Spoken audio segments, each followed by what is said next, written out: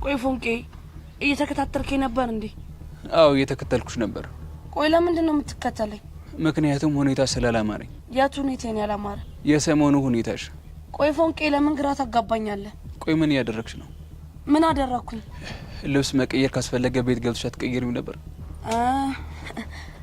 እሱ ነው እንዴ? አዎ እሱ ነው። እኔ እኮ በዚህ ስራ መግባት ፈልጌ ነው። የምን ስራ? አንተ ልብስ አጣቢ መሆኔን ረሳው እንዴ? ፎንቄ አትፎግሪኝ። ምን ማለት ነው? ይሄ አለባበስ ልብስ ለማጠብ አይደለም። እና ምን ጠርጥረ ነው? የሆነ ነገር። እና እኮ ተናገራ።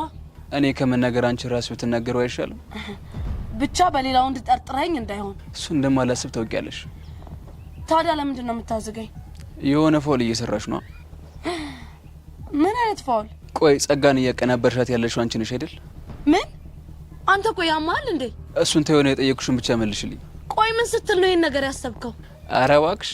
እኔ ቹቹሻ ነኝ ኳል እጄ ሰው ማጠቃው ሊያውም ደግሞ ጸጋን። ትሰምኛለሽ ፎንቄ? ይህንን ነገር አንቺ እያደረግሽ ከሆነ እመኚ ፈረሰኛውን እንጣላለን። አንተ ደግሞ ዝም ብለህ ጓ ትላለህ እንዴ? ለማንኛውም አንድ ነገር አስተውሽ። ምንድነው የማስታውሰው? ሁሌም እንደመከታተልሽ አትርሽ። ተንከሲስ የሆነ ልጅ ነቅቶብኛል ማለት ነው። ይሄ ሞላ ፌስታሉ የሚባል ሰውዬ ነው እንደዚህ ያስጠቆረኝ። ቆይ ምንድነው ማድረግ ያለብኝ?